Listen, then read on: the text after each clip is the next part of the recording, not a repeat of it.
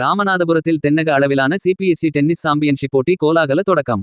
ராமநாதபுரம் பட்டினம்காத்தான் பகுதியில் அமைந்துள்ள national academy central பள்ளியில் தென்னக மண்டலம் 1 அளவிலான சிபிஎஸ்இ டென்னிஸ் சாம்பியன்ஷிப் 2026 போட்டிகள் கோலாகலமாக தொடங்கின.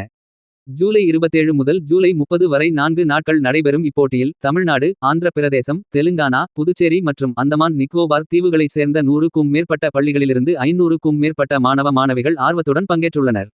இவர்களுடன் உடற்கல்வி ஆசிரியர்கள், பயிற்சியாளர்கள் மற்றும் பெற்றோர்களும் வருகை தந்துள்ளனர். 14, 17 மற்றும் 19 வயதுக்குட்பட்டோருக்கான ஆண்கள் மற்றும் பெண்கள் பிரிவாக நடைபெறும். இந்த போட்டியில் வெற்றி பெறும் இளம் வீரர்கள் சிபிஎஸ்இ தேசிய அளவிலான டென்னிஸ் சாம்பியன்ஷிப் போட்டிக்கு நேரடியாக தகுதி பெறுவர். போட்டிகளை ராமநாதபுரம் மாவட்ட காவல் கண்காணிப்பாளர் சந்தீஷ் சிறப்பு விருந்தினராக கலந்து கொண்டு முறைப்படி தொடங்கி வைத்தார். செய்யதம்மாள் அறக்கட்டளை நிர்வாகி செல்லத்துறை அப்துல்லா, தாளாளர் டாக்டர் செய்யதா அப்துல்லா ஆகியோர் முன்னிலை வகித்தனர். மேலும் மாவட்ட விளையாட்டு அலுவலர் தினேஷ்குமார், மாவட்ட கல்வி அலுவலர், தனியார் பள்ளிகள், ரவி மற்றும் டென்னிஸ் சங்க நிர்வாகிகள் பலர் இந்த நிகழ்வில் கலந்து கொண்டனர்.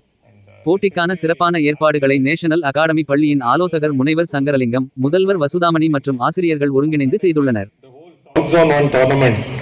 In Ramanathapuram district.